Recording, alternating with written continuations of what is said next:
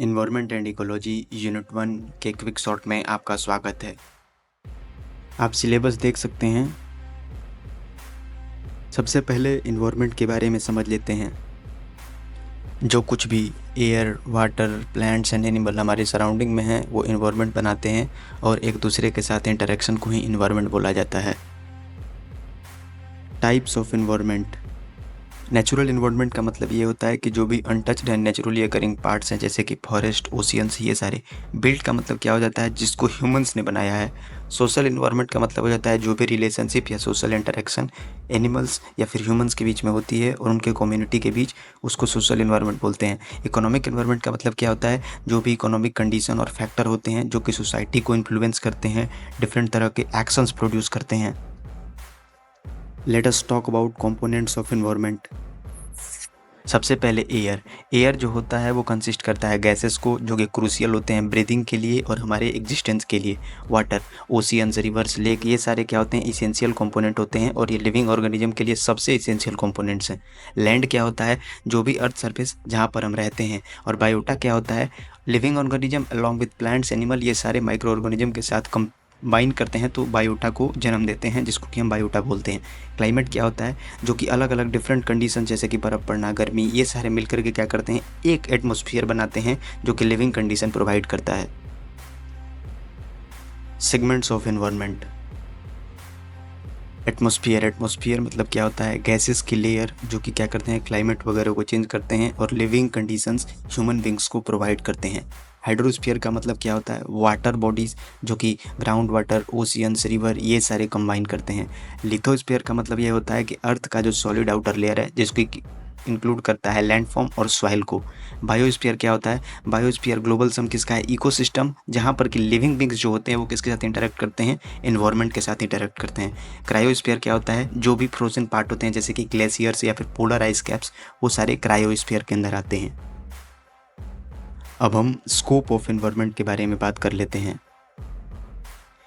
Ecological system, ये किस चीज़ को कंटेन करता है, हैबिटेट्स, बायोडाइवर्सिटी और लिविंग ऑर्गेनिज्म को कंटेन करता है। रिसोर्स मैनेजमेंट सेकंड स्कोप है, जो ये बताता है कि हमें रिसोर्सेज जैसे कि वाटर, मिनरल्स, इनका सस्टेनेबल यूज़ करना चाहिए।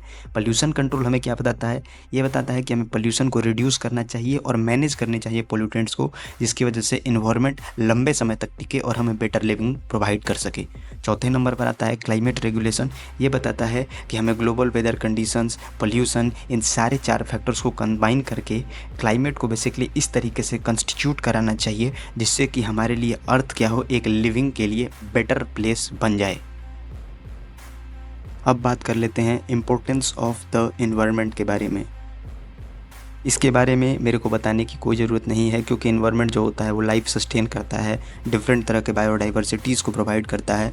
क्लाइमेट जो चेंज होता है वो भी हमारे लिए लिविंग कंडीशन प्रोवाइड करता है जो कि वाटर इवोपोरेशन से होता है। इकोनॉमिक बेनिफिट्स प्रोवाइड करता है जिसमें कि हम रिसोर्सेज को यूज कर सकते हैं और उनके थ्रू क्या कर सकते हैं कि इकोनॉमिक प्रॉब्लम को सॉल्व कर सकते हैं और अपने लिए बेटर लिविंग प्रोवाइड करा सकते हैं।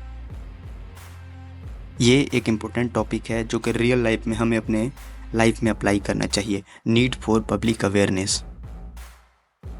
पब्लिक अवेयरनेस सिंपल ये चीज़ एक्सप्लेन करता है कि हमें अंडरस्टैंड करना चाहिए कि हम इन्वायरमेंट के इश्यूज़ को कैसे अंडरस्टैंड कर सकते हैं और केयर कर सकते हैं, जिससे कि हमारा ये जो रहने की जगह अर्थ है वो बेटर प्लेस टू लिव हो सके।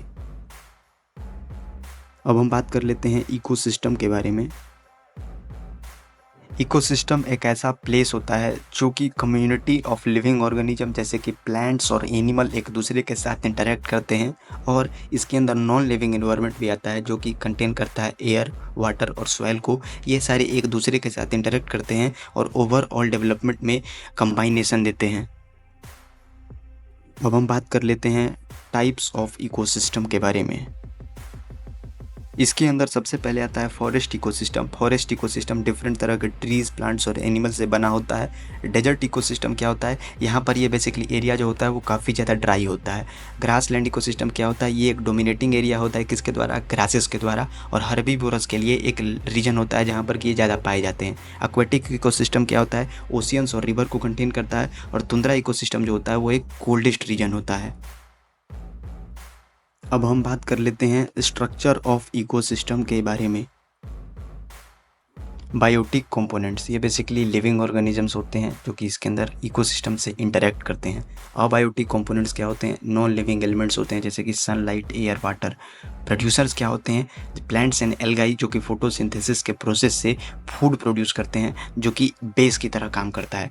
कंज्यूमर क्या होते हैं? ऐसे ऑर्गेनिज्म जो कि डिफरेंट ऑर्गेनिजम्स को ईट करते हैं। इसके अंदर हार्बीवोरस यानी प्लांट ईटर्स और कार्निवोरस एंड ओमनीवोरस तीनों कंबाइन आते हैं। डिकम्पोजर्स क्या होते हैं? ऐसे ऑर्गेनिज्म जो कि डेड एनिमल्स सेल्स को बेसिकली क्या करते हैं? ब्रेक करते हैं स्मॉलर पार्ट्स में अपने न्यूट्रिएंट्स एंड इकोसिस्टम के न्यूट्रिशनल बैलेंस के लिए। अब हम बात कर लेते हैं फूड चेन के बारे में।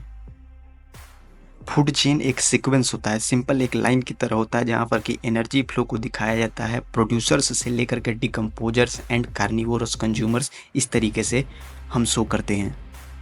अब हम बात कर लेते हैं फूड वेब के बारे में। फूड चेन और फूड वेब के बीच बेसिक डिफरेंस यही है कि जो फूड वेब होता है वो डिफरेंट फूड चेन्स के कॉम्बिनेशन से बना होता है, यानी एक particular organism many different organism के द्वारा ईट किया जा सकता है। यहाँ पर एक सिंपल फूड चेन और फूड वेब का डायग्राम शो किया गया है जो कि इजीली ये एक्सप्लेन कर सकता है कि हम इसको किस प्रकार से समझ सकते हैं। एग्जाम में हम इसके जो वर्ड्स लिखे हुए जैसे फॉक्स, आउल, ये सारे लिख सकते हैं। डायग्राम अगर ना बनाए तो भी काम हो जाएगा। अब हम इकोलॉजिकल पिरामिड के बारे में बात कर लेते हैं। इकोलॉजिकल पिरामिड सिंपली ये एक्सप्लेन करता है कि एनर्जी का फ्लो कैसे होता है उस पर्टिकुलर इकोसिस्टम के अंदर।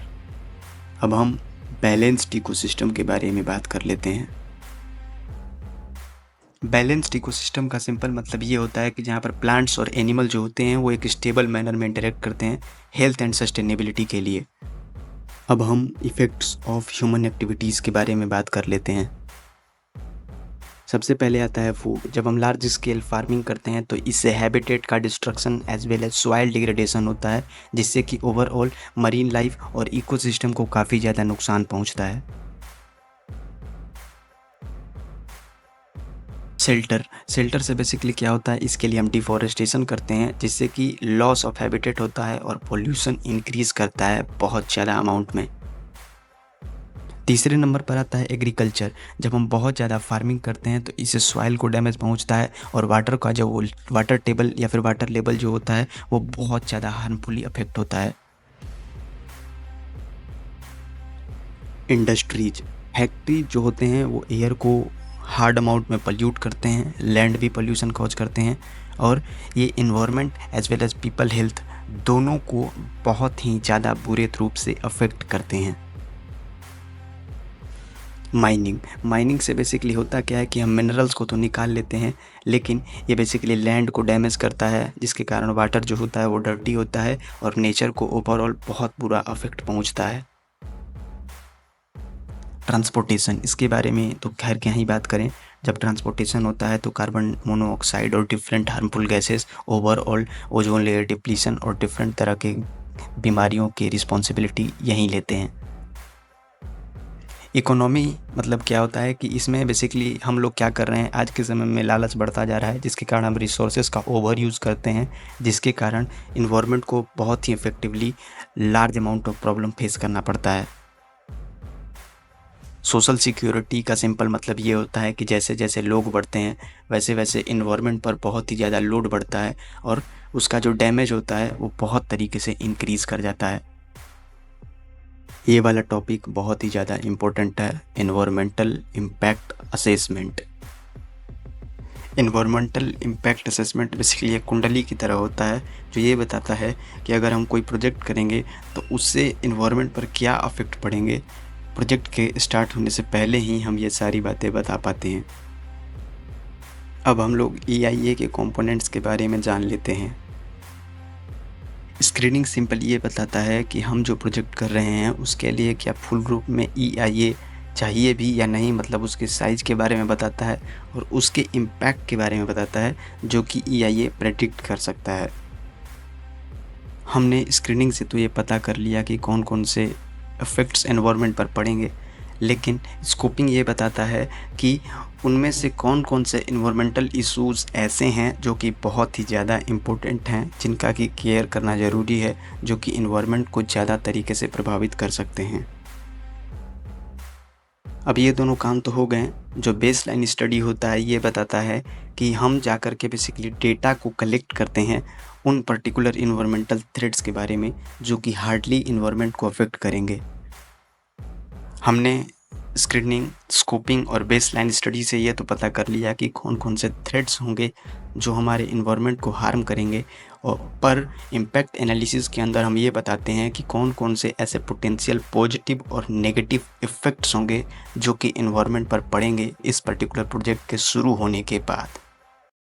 मिटिगेशन मेजर्स ये बेसिकली एक्सप्लेन करता है जिससे कि हम उन पर्टिकुलर पॉजिटिव और नेगेटिव या फिर नेगेटिव एनवायरमेंटल इम्पैक्ट्स को क्या कर सकते हैं, रिड्यूस कर सकते हैं प्रोजेक्ट के स्टार्ट होने के बाद। रिपोर्टिंग बेसिकली ये एक्सप्लेन करता है कि हार्मफुल इफेक्ट्स, फाइंडिंग्स और रिकमेंडेशन इन सब को कहाँ ये कंपाइल करता है, इन्वायरमेंटल इम्पैक्ट असेसमेंट के अंदर, इन्वायरमेंटल इम्पैक्ट स्टेटमेंट में, जहाँ पर कि ये बेसिकली चीज़ों को क्या किया जाता है, कलेक्ट किया जाता है उस पर्टिकुलर प्रोजेक्ट के बारे में। जब ये सारी चीज़ें इन्वायरमेंटल इम्पैक्ट स्टेटमेंट में कंपाइल कर ली जाती हैं तो लास्ट में उनको रिव्यू किया जाता है जिसके अंदर डिफरेंट लोग इंक्लूडेड होते हैं, अथॉरिटीज़, जो कि इन स्टेटमेंट्स को रीड करती हैं और डिसाइड करती हैं कि प्रोजेक्ट को अप्रूव करना है या फिर नहीं। यहाँ पर पहली यूनिट समाप्त होती है। आप ऐसे और भी वीडियो सॉफ्ट स्किल के देख सकते हैं जिसमें हमने क्विक रिवीजन किया है। आपके लिए यह काफ़ी इफ़ेक्टिव होगा। और पीडीएफ अगर आपको अच्छी क्वालिटी का चाहिए, यानी हाई क्वालिटी का, तो आप डिस्क्रिप्शन में दी गई लिंक पर जाकर के पीडीएफ को एक्सेस कर सकते हैं।